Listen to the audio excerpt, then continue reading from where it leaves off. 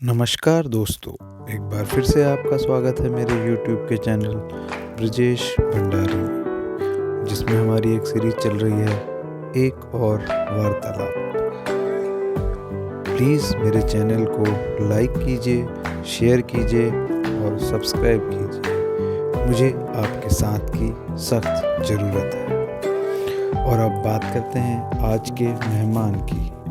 और आज के हमारे मेहमान हैं विपिन देव। विपिन देव जी उत्तराखंड का एक जाना माना नाम है, कुमाऊनी सिंगर हैं, एक्टर हैं और प्रोड्यूसर भी हैं, जो अभी तक करीबन 25 से 30 वीडियो एल्बम्स बना चुके हैं। बहुत सारे नए कलाकारों को चांस देते हैं और ख़ुद भी कई कुमाऊनी फिल्मों में काम कर चुके हैं, जिनमें सबसे प्रमुख है कुंदन। आइए उनका स्वागत करते हैं विपिन देव जी। सबसे प्रमुख है। नमस्कार दोस्तों, एक बार फिर से आपका स्वागत है मेरे प्रोग्राम एक और वार्तालाप। और एक और वार्तालाप में हमारे आज के मेहमान हैं विपिन देव जी। विपिन देव जी उत्तराखंड का एक जाना माना नाम है, सिंगर हैं, एक्टर हैं और डांसर। तो आइए मैं उनका स्वागत करता हूं अपने इस प्रोग्राम में। नमस्कार विपिन। नमस्कार ब्रजेश जी। विपिन जी, अपनी बातचीत की शुरुआत हम ऐसे करेंगे कि आपको ये डांस का, अभिनय का और ये कला का जो रुझान है, ये कैसे हुआ, आप हमारे दर्शकों को बताइए। बिल्कुल ब्रजेश जी। और मैं विपिन देव, उत्तराखंडी कलाकार और आज ब्रजेश जी दगड़ सिंह। और मैं आप सब लोगों को बताना चाहूँ कि आज मैं थोड़ा अपन भाषा जो छे वकर जो आप माध्यम छू, मैं आप लोगों को हिंदी बीच में रखूँ के लिए कि जो इंटरव्यू छू वो सब लोग देखल। तो मेरी स्टार्टिंग में अपन भाषा पहाड़ी वाली जी धरी कि आप लोगों को सब पता लागो कि मैं ये पहाड़ ले बुलाना। तो दगड़ियों, मैंने जो स्टार्ट किया था अपनी स्टार्टिंग में, मैं सबसे पहले 9वीं क्लास में था। तो जैसे 9वीं क्लास में जब मैं था तो मेरे को डांस का बड़ा शौक़ था। तो डांस का जब शौक़ था तो हमने स्कूल में जो होती हैं जो छोटे मोटे फंक्शंस जो होते हैं तो उसमें हम लोग पार्टिसिपेट करते थे। तो वहाँ पे जोशी सर थे और एक सतीश मसीह जी हैं, भी बहुत अच्छे लोग गायक हैं हमारे और मेरे बहुत अच्छे मित्र भी हैं, दोस्त भी हैं और बड़े भाई भी हैं। तो उन्होंने मुझे अपनी टीम में वहाँ पे पहला चांस दिया था। रिकग्नाइज उन्होंने करा आपको? हाँ, रिकग्नाइज उन्होंने किया कि उनका कि भैया तुम डांसर हो, तुम स्कूल में पार्टिसिपेट करते हो, तो आज एक कार्यक्रम जो कल्चर इवेंट है वो करिए। वो पहला कल्चर इवेंट था मेरा दोरहाट में। दोरहाट में उस समय स्टार्टिंग में वहाँ पे सबसे पहला महोत्सव बनाया गया था। तो वहाँ पे मैंने सबसे पहले किया, तो वहाँ से मेरा क्रेज़ बना। तो क्रेज़ बनने के बाद फिर मैंने ये सोचा क्यों ना मैं खुद का एक अपना ग्रुप स्टार्ट करूं। तो मैंने एक रानीखेत में अपना खुद का ग्रुप स्टार्ट किया, तिरंगा सांस्कृतिक कला मंच के नाम से, जिसका अध्यक्ष मैं था, जिसमें मैं सिंगिंग भी करता था और जहाँ पे ज़रूरत पड़ी डांस भी करता था और रिदमिस्ट भी था थोड़ा सा, कभी जैसे हुड़का, कभी ढोलक, ये सभी लोग मैं सभी बजा लेता हूँ। तो धीरे धीरे करके हमने वहाँ से बहुत सारे कार्यक्रम करे, जिससे हमारे पटियाला, इलाहाबाद, लखनऊ, यहाँ तक कि नेपाल में जाके हमने कार्यक्रम करे वहाँ से। और टोटली भारत में कोने कोने में हमने वहाँ के द्वारा हमने सरकारी और नॉन सरकारी सभी प्रकार के कार्यक्रम किए। और कल्चर से ऐसा लगाव हो गया था कि अब मन के अंदर ऐसा हो गया था कि मैं उत्तराखंड कल्चर को हम किस शिखर तक पहुँचाए, क्योंकि मेरे होने को सभी जितने आर्टिस्ट हैं सभी चाहते हैं कि हम अपने कल्चर को आगे बढ़ाएं। तो ऐसे मेरे अंदर भी एक जुनून है, आज भी जुनून है कि अपने कल्चर को किस माध्यम से, किस प्रकार से हम लोगों तक पहुंचाएं या फिर लोगों को जागरूक करें। तो ये स्टार्टिंग की मेरी जर्नी कुछ इस प्रकार की रही। अच्छा, यहाँ पे मैं आपसे ये सवाल पूछूंगा कि मैंने सर्च भी किया और वैसे मुझे पता भी है कि लोग, आपका नाम विपिन देव तो है ही है, बट आपको लोग कुंदन के नाम से ज़्यादा जानते हैं, कि उसके पीछे क्या कहानी है, वो हमारे दर्शकों को बताइए। बहुत अच्छी बात पूछी आपने जैसी। और ये मेरे लिए सच में आज भी मेरे लिए ये कुंदन नाम बहुत पहचान वाला है और बहुत मेरे को बहुत खुशी भी होती है कि लोग मुझे कुंदन नाम से पहचानते हैं। जैसे कि मैंने आपको बताया था कि मैंने संस्कृति में हमने स्टेज शो के माध्यम से मैंने स्टार्ट किया था। तो जैसे स्टेज शो के माध्यम से स्टार्ट किया तो मेरे को स्टेज में कार्यक्रम करते हुए देखा गया गजेंद्र नेगी जी, वो मेरे डायरेक्टर थे उस समय। तो वो उस समय फिल्म लाइन में हमारे वीडियो एल्बम शूट करते थे। तो उन्होंने मुझे देखा, तो उसके बाद मुझे बुलाया कि बेटा एक काम करना, आप मेरे साथ एक दिन यहाँ पे आना। तो मैं उनके साथ गया। यहाँ पे खैना गर्म पानी के पास एक गांव है पातली, तो उनका घर भी वहीं पे है। तो उन्होंने मुझे वहाँ बुलाया, तो वहाँ एक कार्यक्रम किया मैंने उनके साथ। तो उन्होंने कार्यक्रम के दौरान मेरे अंदर की प्रतिभा देखी और मुझे कहा कि बेटा क्यों नहीं तुम एल्बम में क्यों नहीं काम करते हो, क्यों नहीं किसी वीडियो एल्बम में आप काम करते हो। तो मैंने कहा सर मुझे अभी तक किसी ने बोला नहीं, अगर आप चाहोगे तो कोई इशू नहीं, मैं कर सकता हूँ। तो उन्होंने मुझे पहले ही एल्बम दी चकोटी की पार्वती। उसके बाद नाच बिंदी, जिसमें मेरा मेन लीड रहा था। उसमें हम 2 जनों ने मेन लीड किया था। एक मेरे मित्र थे बहुत अच्छे, दीपक, और एक मैं था उसमें, जो ओ लाली लाली ओ लाली जो सबसे पहला गाना शूट किया था, उसमें वीडियो एल्बम मेरा था, लाली ओ लाली। और उसके बाद फिर मैंने लगातार बहुत सारे एल्बम करी। उसके बाद एक फ़िल्म थी मेरी ईज़ा करके, वो दोरहाट क्षेत्र में शूट हुई थी, तो उसमें भी मेरे को एक छोटा सा कार्यक्रम, छोटा सा मतलब एक रोल मिला था, तो वो भी मैंने किया था। तो उसके बाद जब मैं अच्छा कार्य करने लग गया तो एक फ़िल्म बन रही थी कुंदन करके, तो उसमें हमारे आरपी जोशी जी थे जो निर्माता थे, जो निर्देशक थे हमारे गजेंद्र नेगी जी, तो उन्होंने मुझे बुलाया, उसकी कास्टिंग के लिए हमारा इंटरव्यू हुआ। तो इंटरव्यू में मेरे को सेलेक्ट किया गया। तो उसके बाद उस फिल्म को गया। फिल्म की बहुत अच्छी जर्नी है, मतलब बहुत अच्छी यादें हैं मेरे को उस फिल्म के साथ। और जब वो फिल्म रिलीज़ हो गई, उसमें मेन लीड था कुंदन, और वो मेन लीड मैं था, मेरा नाम उसमें कुंदन था। तो इसी वजह से लोग आपको कुंदन के नाम से ज़्यादा जानते हैं। इसी वजह से लोग कुंदन के नाम से जानते हैं। और वो उस फिल्म से मुझे बहुत नाम मिला, और आज भी मैं बहुत जाता हूँ तो लोग मुझे मेरे नाम से ना जान के बोले यार ये कुंदन है करके, तो बहुत अच्छा लगता है वो नाम सुनना, और एक मेरे लिए बहुत अच्छी पहचान रिकॉग्नाइज करते हैं लोग आपको, मतलब एक तरह से रिवॉर्ड है वो आपका। बिल्कुल बिल्कुल, कुंदन नाम एक बहुत बड़ा रिवॉर्ड है, और उससे मेरे बहुत अच्छी पहचान मिली है। अच्छा, तो यहाँ पे मैं आपसे ये सवाल पूछूंगा कि तो फिर ये सफ़र आपका आगे कैसे बढ़ा, जो फिल्मों का ये सफ़र? फिल्मों का सफ़र, हम उसके बाद मैंने फिर उसके बाद बहुत सारे एल्बम करी, लेकिन उसके बाद क्या रहा कि बीच में कुछ ब्रेक आया मेरा 2008 के बाद, क्योंकि हमने पढ़ा लिखा भी था थोड़ा, हम पढ़ते लिखते, तो हमारे जो घर में था तो वो कभी कलाकार, कभी माध्यम ही नहीं रहा घर में कि कोई कलाकार था या फिर कोई, तो हमारे बड़े भाई और वो मतलब थोड़ा सा ये चाहते थे उस समय पे, माहौल थोड़ा इस तरीके का था कि अपने बच्चों को या फिर अपने भाइयों को कोई नहीं चाहता था कि डांस लाइन में या फिर कोई एक्टिंग लाइन में या सिंगिंग लाइन में जाए, कोई नाचे गाए। तो उनको बड़ा बुरा लगता था कि यार नहीं, क्या कहते हैं, आप ये नहीं करोगे, आप पढ़े लिखे हो, आपने अच्छा खासा पढ़ाई की है, क्यों नहीं आप जाके आप एक प्रोफेशनल जॉब क्यों नहीं करते हो, आप एक अच्छा मतलब एक प्लेटफॉर्म प्राप्त करो, ये नाच गाना तो आप उसके बाद भी कर सकते हो। तो फिर 2008 में कुछ ऐसी बातें हुई कि फिर मेरे को भी लगा कि करना चाहिए, तो मैं वहाँ से छोड़ के दिल्ली आ गया था। तो दिल्ली में आके मैं 2008 से लेकर 2016 तक केवल अपने जॉब पे फोकस करी। तो बस वो बहुत मतलब एक लंबा ब्रेक रहा मेरे लिए, और वो बहुत लंबा ब्रेक बहुत ही मतलब पेनफुल रहा था उस समय पे, कि अपने कल्चर के प्रति मैं बहुत दूर हो गया था।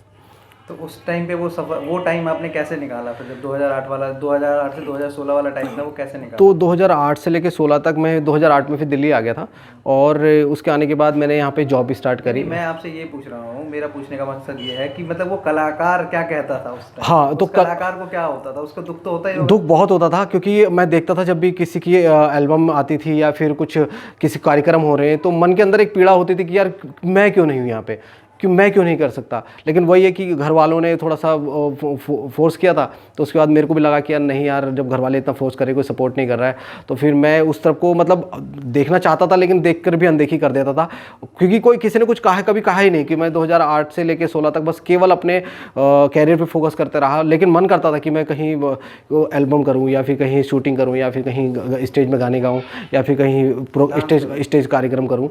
वो मतलब इच्छा होती थी, लेकिन किसी ने कोई पिंच नहीं किया कि कर।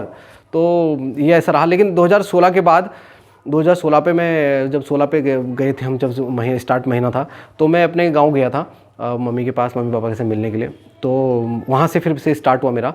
तो मैं गांव गया था, तो मम्मी ने बोला, ऐसी बैठे बैठे बात चल रही थी, तो हमारी मम्मी ने बोला कि बेटा ये उस समय क्या था, उस समय CD का समय जा चुका था, और मोबाइल का, यूट्यूब का ज़माना आ चुका था, इंटरनेट का पूरा यूज़ हो चुका था। तो यूट्यूब पे था, तो वो मम्मी देखा करती थी किसी गाना, तो मम्मी एक बात बोली कि बेटा तेरे भी तो इतने सारे गाने थे, तू भी तो एक्टिंग करता था, क्यों तू ये नेट में क्यों नहीं आता है, यूट्यूब पे हाँ क्यों नहीं दिखता है तू। तो मुझे उस दिन फिर से एक पीड़ा लगी, और थोड़ा सा सहयोग मिला कि मेरे का एक चिंगारी टाइप की फिर से वहाँ से जली, स्पार्क आया वहाँ से। तो वहाँ से फिर मैं घर आया, तब तक मेरी शादी हो चुकी थी, और जो मेरी वाइफ़ है वो क्या कहते हैं, वो भी एज ए कलाकार ही है। तो मैंने अपनी वाइफ से डिस्कस करा कि यार, कविता नाम है, कविता देव जी।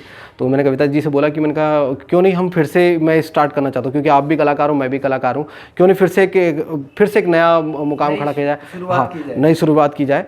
तो फिर हमने बात करी, तो उन्होंने कहा बिल्कुल मैं तुम्हारे साथ हूँ, जब आप बोलोगे तब मैं आपके साथ खड़ी हूँ, और हम स्टार्ट करते। तो हमने फिर यहाँ पे जो हमारा रानीखेत में ग्रुप था, तिरंगा सांस्कृतिक कला मंच के नाम से था।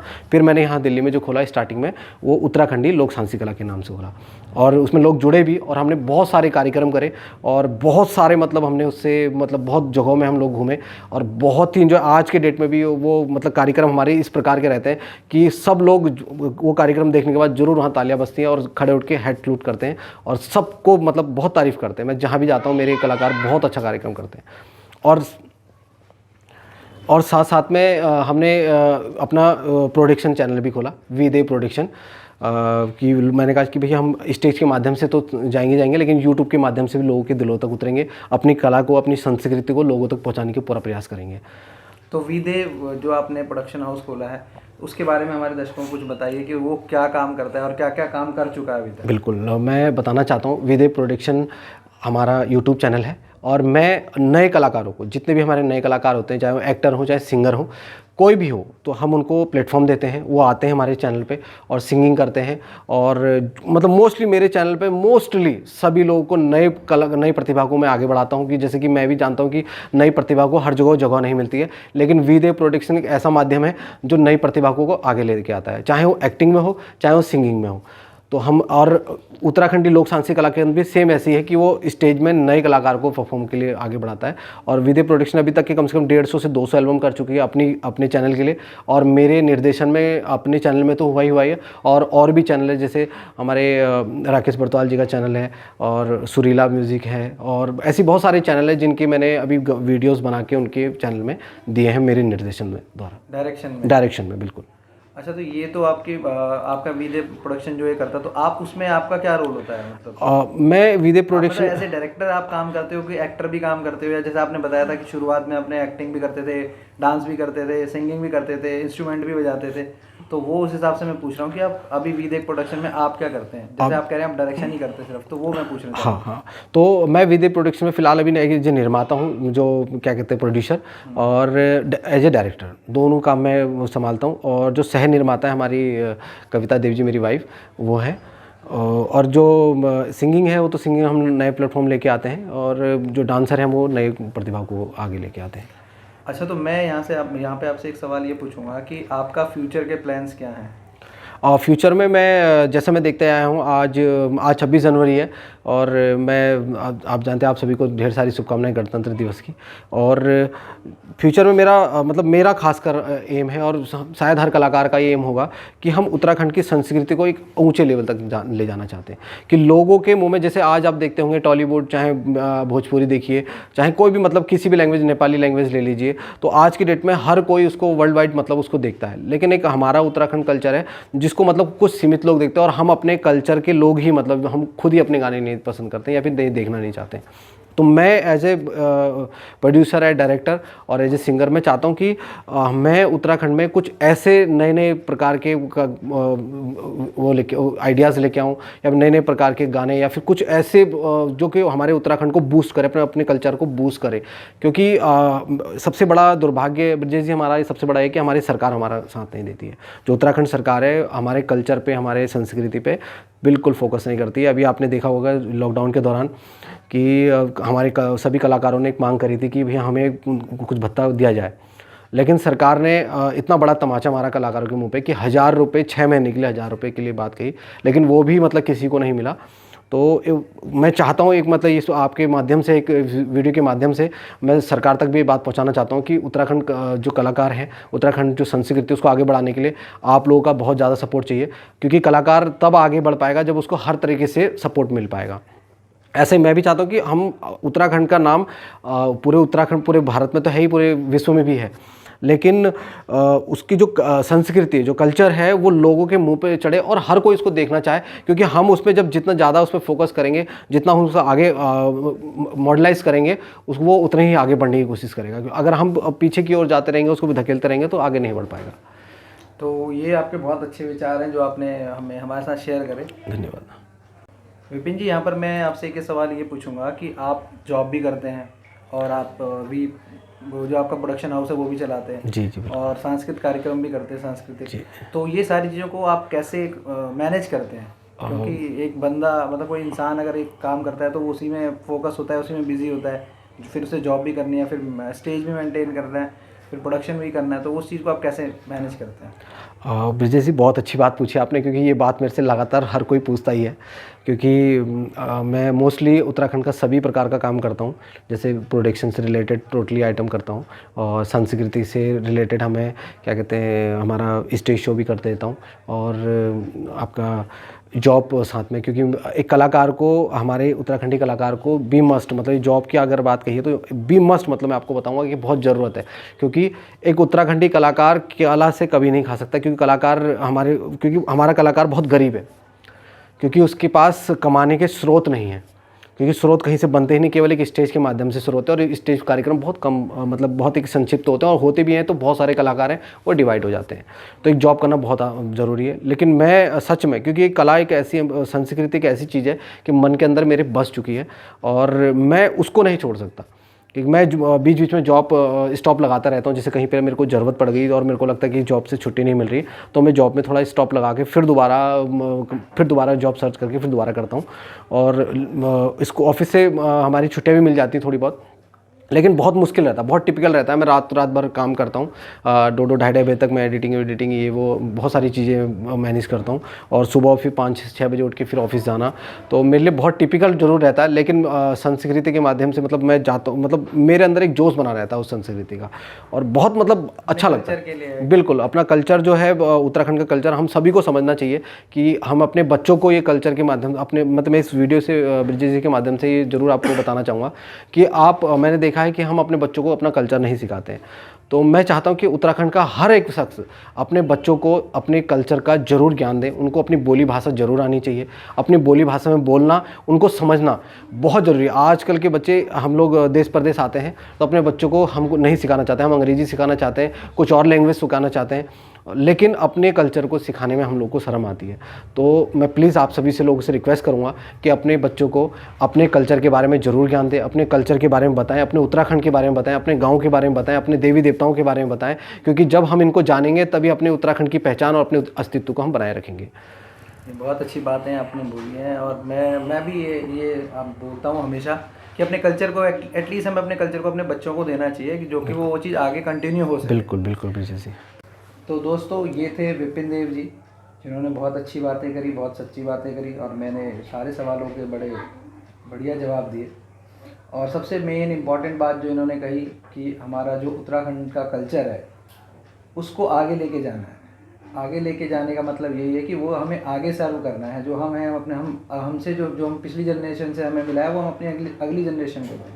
तो ये बात इनकी मुझे बहुत अच्छी लगी, और मैं सभी देखने वालों को ये बोलूँगा, मेरे चैनल को प्लीज़ लाइक कीजिए, शेयर कीजिए और सब्सक्राइब कीजिए, जो कि हम विपिन जी जैसे और कलाकारों को आपके सामने प्रस्तुत कर सकें।